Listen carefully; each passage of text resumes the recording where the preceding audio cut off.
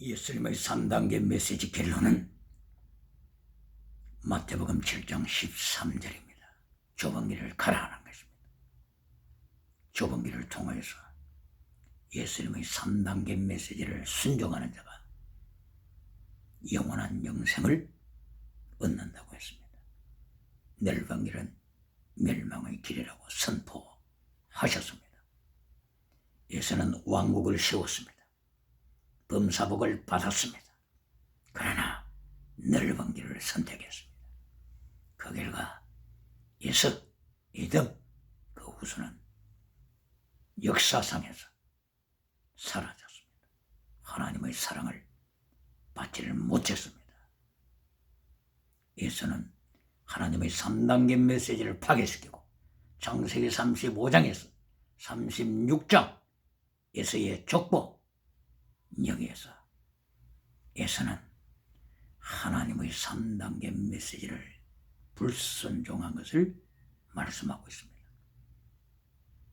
3단계 메시지 예수의 결론은 땅의 복으로 끝났습니다.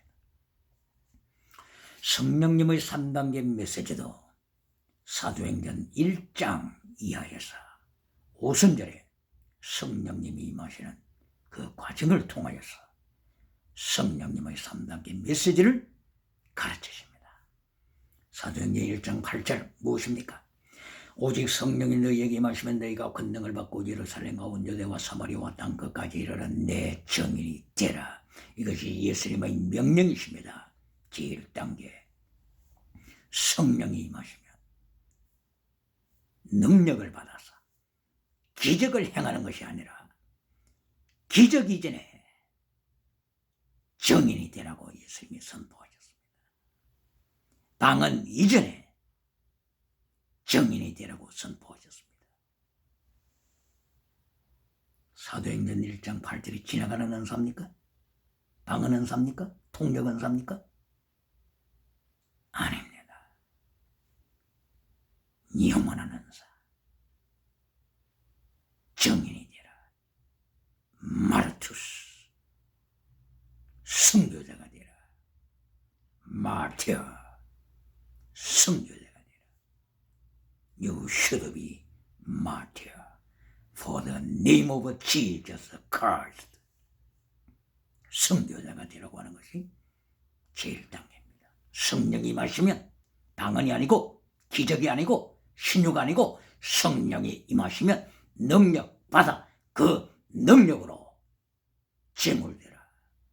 이것이 제1단계 성령님이 오실 때 제1단계 성령님이 원하시고 기뻐하시는 메시지입니다. 그리고 제2단계 사도행전 2장 1절 이하입니다. 성령님이 임하셨습니다. 방언 은사가 터졌습니다. 지나가는 은사가 임했습니다. 지나가는 은사를 부인해서도 안 됩니다.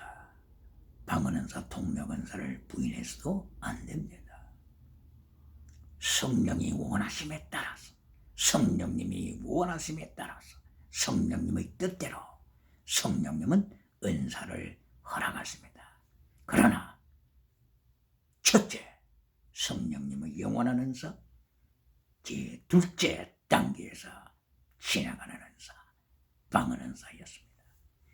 그러나 지나가는 은사, 방언 은사가 결론이 아닙니다. 2장 42절 이하가 결론입니다. 2장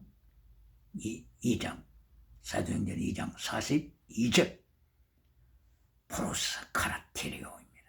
성령이 임하심, 성령님의 능력으로 말씀을 배우기를 힘쓰더라.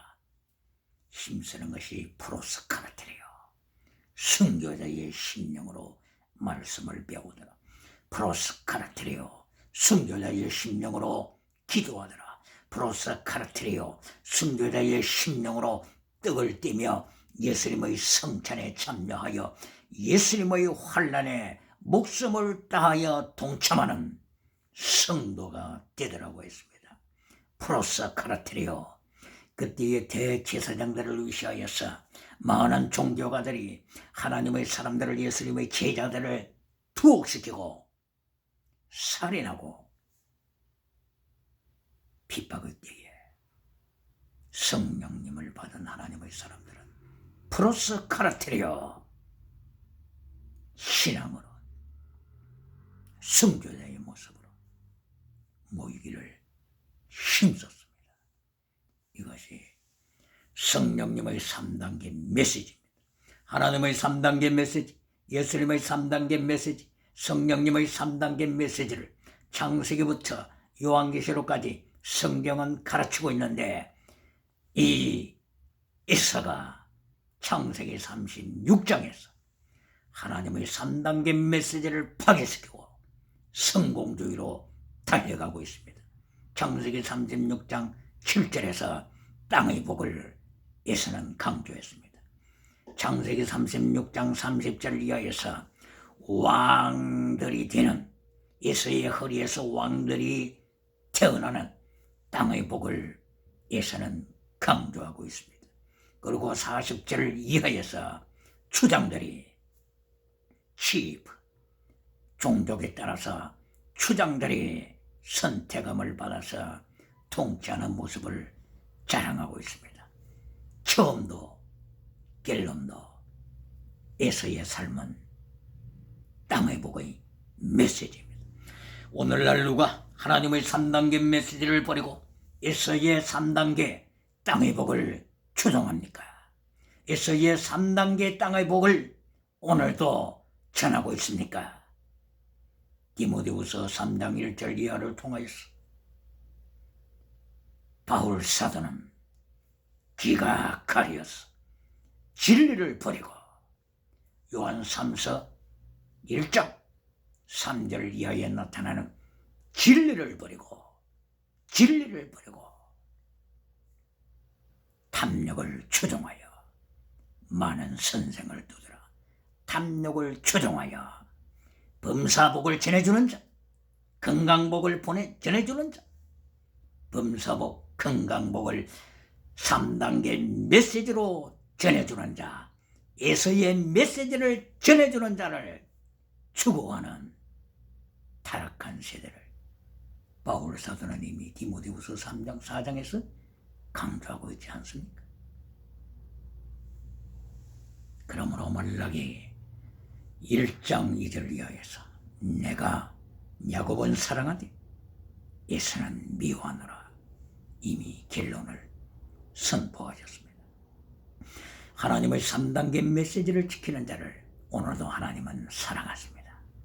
그러나 하나님의 3단계 메시지를 제거시키고 에서의 땅에 속한 메시지 결론이 땅의 복으로 끝나는 에서의 메시지를 추종할 때 하나님은 미워하십니다. 하나님께서는 그 메시지를 기억하십니다. 예수님께서는 그 메시지를 기억하십니다. 그러므로 야고보서 3장에서 말씀한 대로 선생된 우리가, 메시지를 전하는 우리가 더 큰 심판을 받으리라고 야고보 선생이 선포한 것처럼 하나님께서는 메시지 물으십니다. 예수님께서는 메시지를 체크하시고 물으십니다. 그러므로 창세기 35장과 창세기 제36장에서의 육에 속한 삶을 통하여서 야곱과 에서와 야곱을 통하여서 하나님께서 깊이 교훈하십니다.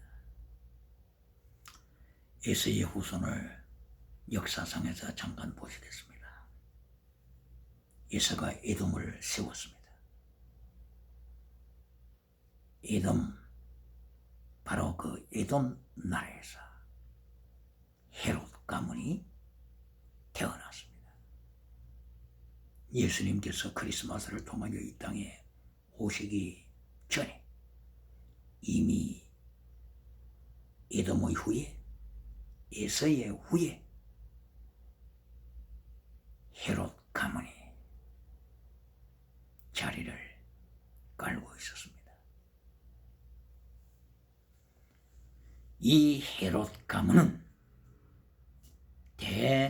대로마의 율리우스 시자, 정치가요 정복자 율리우스 시자와 손을 잡았습니다. 율리우스 시자가 BC 49년에 루비콘 강을 건너서 이탈리아로 진입해 왔습니다. 갈리아라고 하는 저 유럽 쪽에서 온 세계를 점령하는 중에 폼페이우스와 대결하기 위해서 루비콘 강을 BC 49년에 로마 북부에 있는 루비콘 강을 건너서 진입에 들어와서 폼페이우스와 전쟁을 벌일 때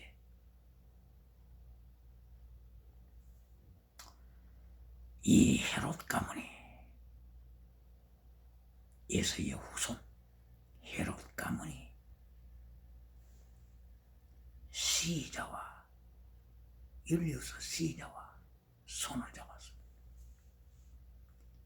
그 이전에 폼페이우스가 활개칠 때 폼페이우스와도 손을 잡았습니다. 폼페이우스가 율리우스 시자에게 패하자 헤롯 가문은 율리우스 시자와 손을 잡았습니다. BC 49년에 루비콘 강을 건너다고 했지. BC 47년에 헤롯 대왕의 아버지 헤롯 안티파트루스 2세 헤롯 대왕의 아버지죠.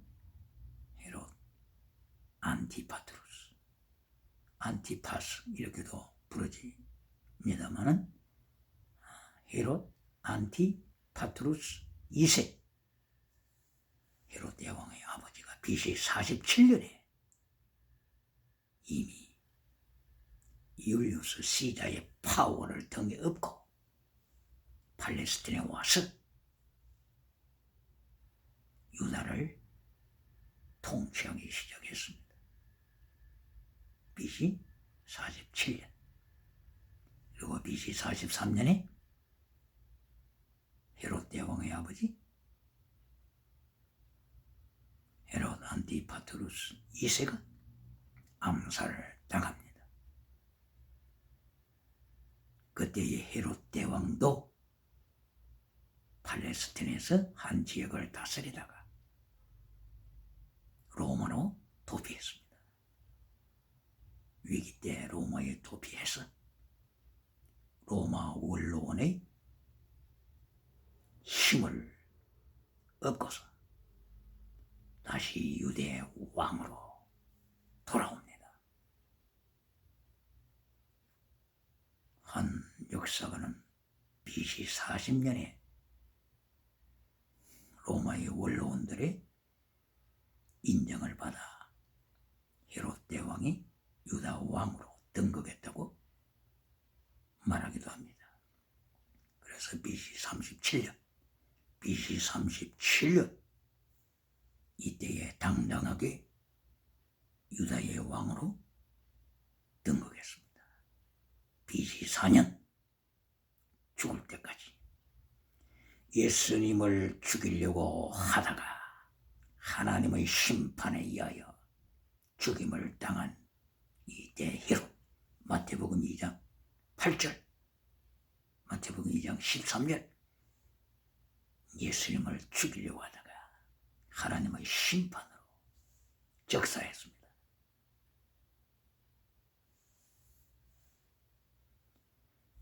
예수의 후손이 이렇게 또다시 역사에 등장했습니다. 했습니다. 대히롯이 죽자 그의 아들 아킬라오가 유다, 사마리아, 에돔의 이 지역을 통치했지요.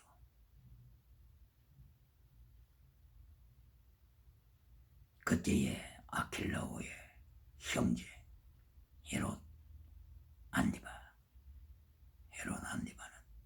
갈릴리 지역을 통치했지요.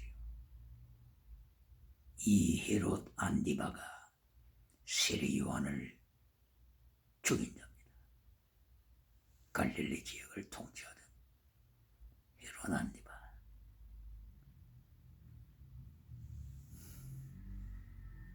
헤롯 안디바도 세례 요한을 죽이고 예수님을 십자가에 못 박는데 누가복음 23장 7절 이하에서 중대한 역할을 감당합니다. 그런 후 39년도에 헤롯 안디바는 역사상에서 사라집니다.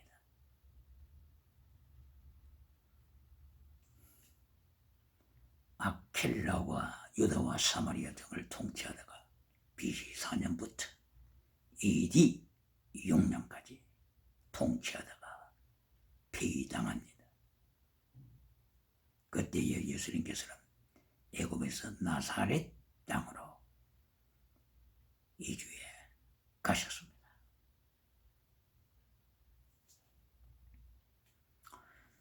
이 헤롯 가문의 혈통 가운데 잊을 수 없는 것은 아그리파 1세 왕입니다. 아그리파 1세는 자기 아버지가 아리스토블루스인데 아리스토블루스를 대히롯이 죽입니다. 자기 아들을 죽이는 거죠. 그래서 아리스토블루스의 아들 아그리파 1세 어린애기 때죠. 어린애기 때 로마로 피난 갑니다. 어릴 때부터 아그리파 1세는 로마에서 자라면서 앞으로 로마의 황제가 될 사람들 그들과 같이 사귑니다. 바로 아그리파 1세가 사귀었던 로마 황제, 어린 시절이죠. 모두가 어린 시절. 클라우디우스 황제, 사도행전 18장 1절 이하에 나타나는 클라우디우스 황제. 어릴 때 아그리파 1세와 동네 친구 잘하죠. 그리고 가이우스 황제도 어릴 때 아그리파 1세와 같이 자랐습니다. 가이우스가 AD 37년에 로마의 황제가 되고 클라우디우스 황제가 41년 AD 41년에 황제가 되자 아그리파 1세에게는 찬사가 왔습니다. 유다를 접수할 찬사가 왔습니다. 그리하여 아그리파 1세 왕이 되었습니다. 가이우스 황제, 클라우디우스 황제 이들의 힘을 받고서 유다의 왕이 되었습니다. 쉽게 말하면 유다 전역을 통치하는 힘을 받은 것입니다. 이때의 사도행전 제12장 사도 요한의 형제인 야고보 사도를 아그리파 1세가 사형시킵니다. 그러므로 사도 요한의 형제 야고보는 12제자 중에 제일 첫째로 순교자가 되죠. 이렇게 아그리빠가 죽이고 나니까 유대 사람들이 환영을 합니다. 박수갈채를 보냅니다. 그리하여 아그리빠 1세는 12제자 중에 두목 베드로를 죽이게 하여 무교절 때에 체포했습니다. 6월절이 끝나면 사형시키려고 가져왔습니다.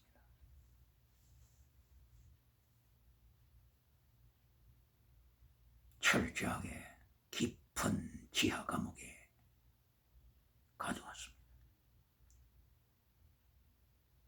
이것이 헤롯 가문의 성공주의 메시지를 추구하는, 종말을 고하는 모습입니다. 그때에 하나님께서 마하나임, 하나님의 사자, 마하나임, 하나님의 군대죠. 아미 오브 곧, 이것을 다른 말로 말락 오브 곧이라고 했죠. 이것이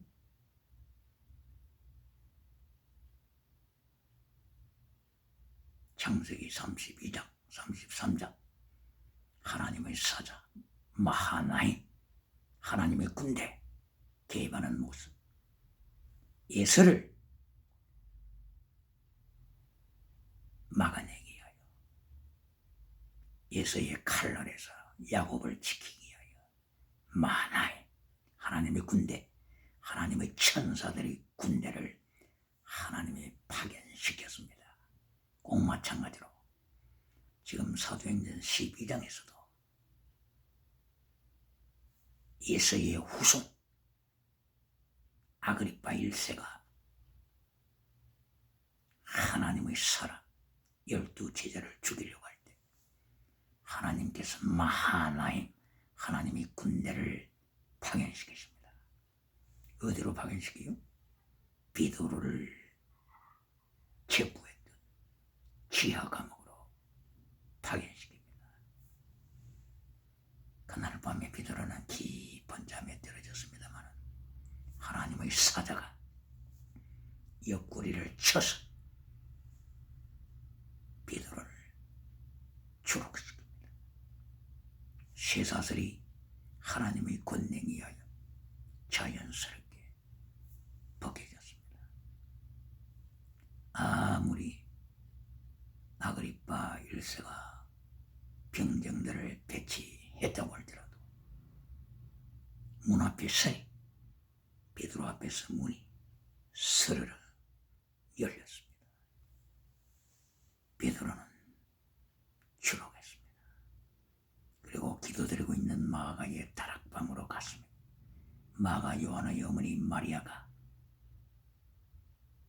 세웠던 그 마가 다락방, 베드로가 그곳에 가서 대문을 두드렸습니다. 롯데라고 하는 소녀가 베드로 목소리를 듣고 깜짝 놀랐습니다. 베드로가 돌아왔다고 외치니 기도하던 무리들이 어떻게 베드로가 살아나올 수 있느냐고 믿지를 못했습니다. 베드로를 살려주세요, 석방시켜주세요 기도하던 그 무리들이 베드로가 돌아왔다고 하니까 어떻게 베드로가 살아서 돌아올 수 있느냐고 믿지를 못했습니다. 그때 베드로는 다시 대문을 두드려 마침내 성도들과 대면했습니다. 그리고 조용히 사라졌습니다.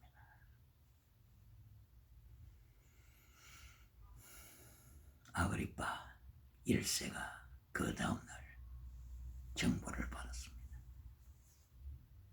베드로가 사라졌다고 하는 정보를 받자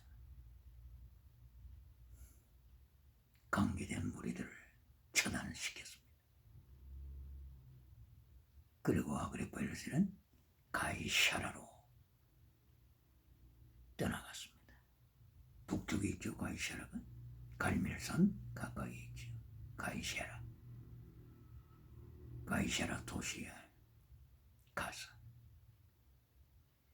두로 시돈 이 지역 무리들에게 연설을 하니까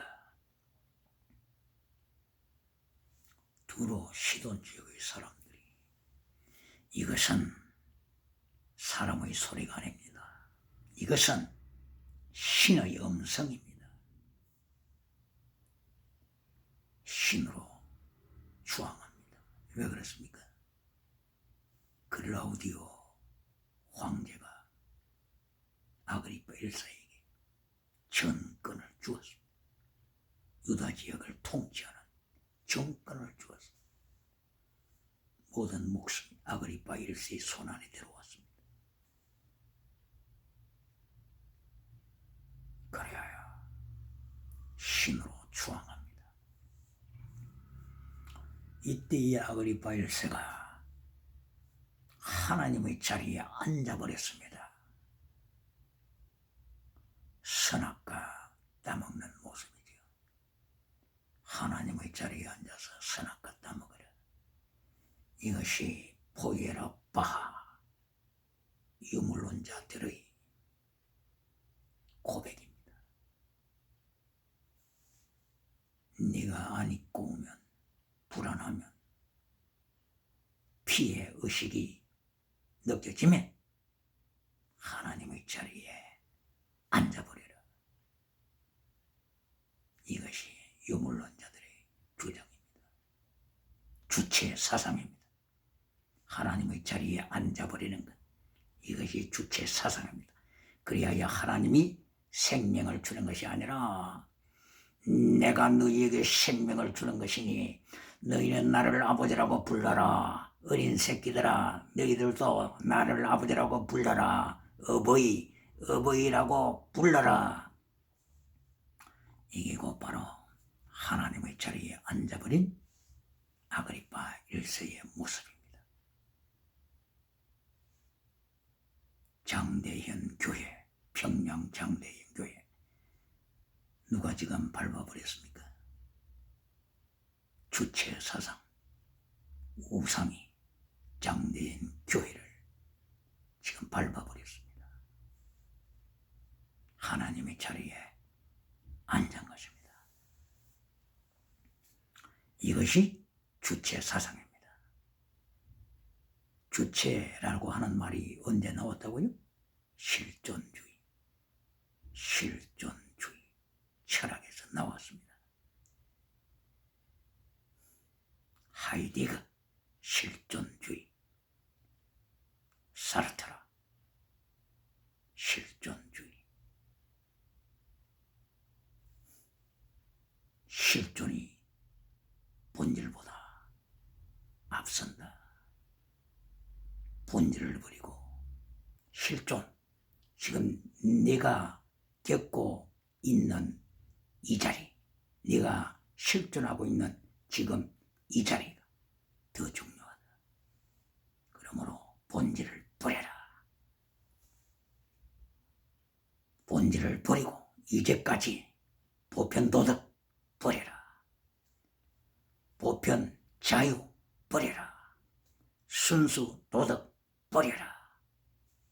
세력 최고로가 주장했던 보편 도덕 다 버려라. 그리고 네가 주체가 되라. 네가 주체가 되어서 네가 원하는 대로 철학을 만들고 사상을 만들라. 네가 원하는 대로 만들라. 이게 주체 사상입니다. 그리하여 하나님의 자리를 차지하고 싶으면 하나님의 자리를 차지하라. 이것이 네 주체 사상이다. 장대형 교회를 우상으로 밟아버리고 싶으면 우상을 세워서 밟아버리라. 이것이 주체 사상입니다. 하나님이 생명을 주시는 것이 아니라 네 자신이 생명을 준다고 선포하고 싶으면 그렇게 하라. 그렇게 하여 모든 국민을 속이고 생명을 주는 어버이는 창조주 하나님이 아니라 주체 사상가다.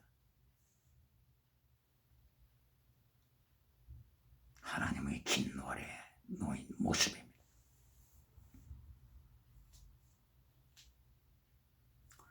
이리하여서 아그리파 1세가 주체사상을 가지고 하나님의 자리에 앉아서 모든 백성들의 칭송을 한 몸에 받는 그 순간 하나님께서 벌레를 보내셨습니다. 무엇을 보내셨다고요? 벌레를 보내셨습니다. 무엇을 보내셨다고요? 바이러스, 전염병을 보냈습니다. 누구에게요? 하나님의 자리에 앉은 아그리파 1세에게 하나님이 바이러스를 보내셨습니다. 그리고 아그리파 1세는 적사했습니다. 순간에 죽었습니다. 이것이 하나님의 통치, 하나님의 3단계를 선포하시는 하나님의 통치입니다. 예수님의 3단계 메시지를 선포하시는 예수님의 통치입니다. 성령님의 3단계 메시지, 프로스카라테리오 메시지를 선포하시는 성령님의 권세, 주권입니다.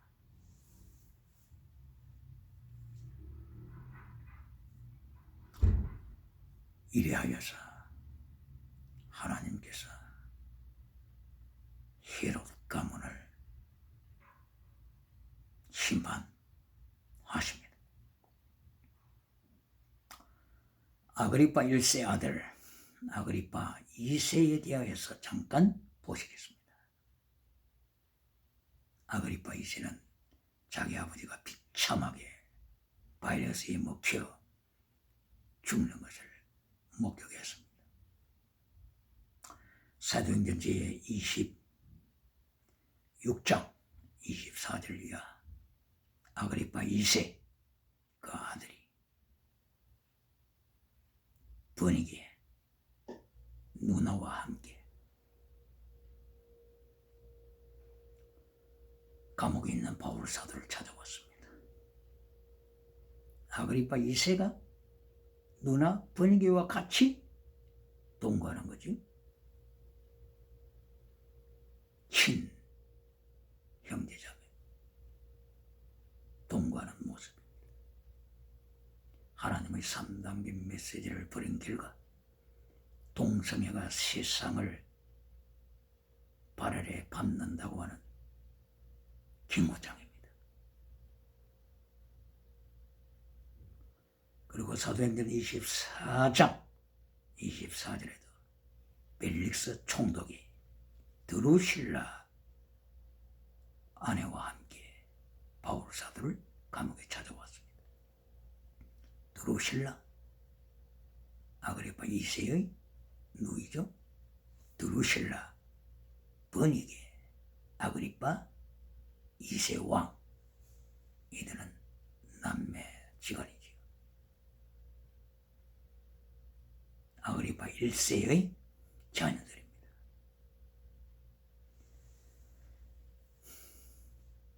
(24장 24절에도) 벨릭스 총독이 자기 와이프, 자기 아내 드루실라와 같이 바울을 찾아왔을 때 바울 사도가 하나님의 3단계 메시지를 외칩니다. 무엇을 외친다고요? 땅의 복을 외친다고요? 건강복을 외친다고요? 범사복을 외친다고요? 왕이여, 총독님이여, 만수무강하옵소서. 당신은 성공자입니다.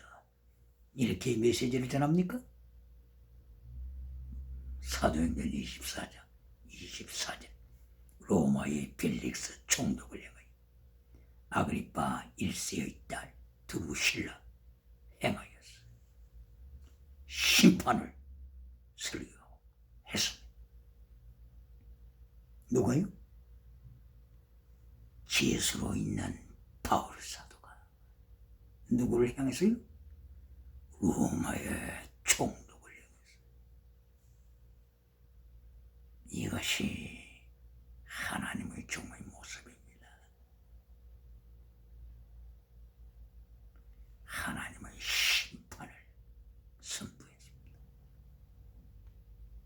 하나님의 의, righteousness를 선포했습니다. 그리고 셀프 컨트롤, 절제, 근신, 경건, 피에타스,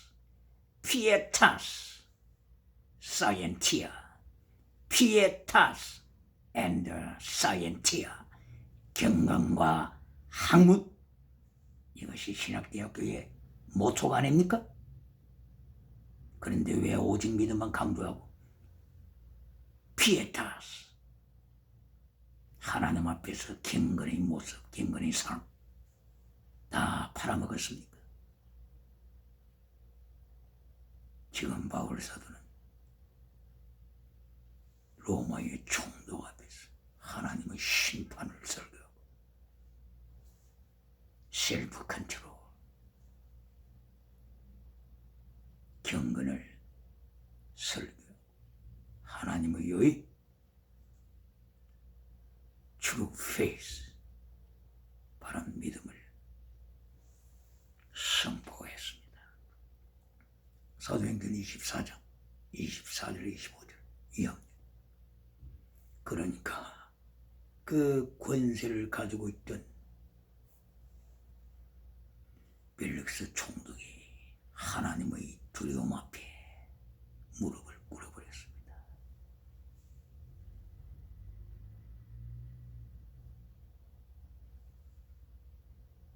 바울의 멋있는 모습에 하나님이 보고 계십니다. 하나님께서 내가 3단계 메시지를 파괴시키는 성공주의 메시지를 전하느냐, 하나님의 3단계 메시지, 예수님의 3단계 메시지를 전하느냐, 하나님은 보고 계십니다. 하나님은 외모를 보시는 분이 아닙니다. 라오디게아 교회의 외모를 보시는 것이 아닙니다. 사대 교회의 살았다는 이름을 보시는 것이 아닙니다. 사대 교회의 그 영혼은 이미 죽었다. 중심을 보시는 하나님이십니다. 바울 사도의 중심을 보십니다. 외모로는 바울 사도가 가장 처량한 자입니다. 가장 처량한 자입니다. 가장 기도응답을 받지 못한 자입니다. 이것이 외모입니다. 그러나 중심으로 볼 때에 바울 사도보다 더 영광스러운 반열에 있는 자가 누굽니까? 사도행전 26장 24절 이하에 아그리파 2세가 찾아왔습니다. 아그리파 1세의 아들이죠. 버니게, 자기 여동생, 동거하는 여동생과 찾아왔습니다. 이때의 바울 사도는 당신은 성공자입니다고 마사지 메시지를 전하는 것이 아니라, 회칠해주는 메시지를 전해주는 것이 아니라, 나의 감옥 생활을 단축시켜 주세요 하고서 마사지 메시지를 전가하는 것이 아니라 예수 그리스도의 십자가와 예수 그리스도의 부활을 강조하십니다. 예수 그리스도의 심판을 강조하시므로 저들의 타락된 삶을 책망했습니다.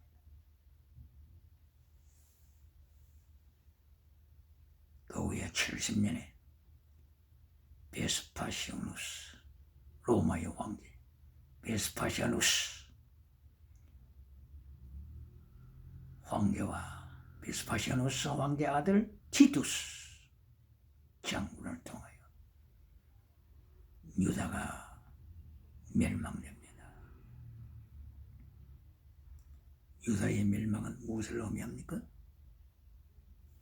헤롯 가문의 멸망을 의미하는 것입니다.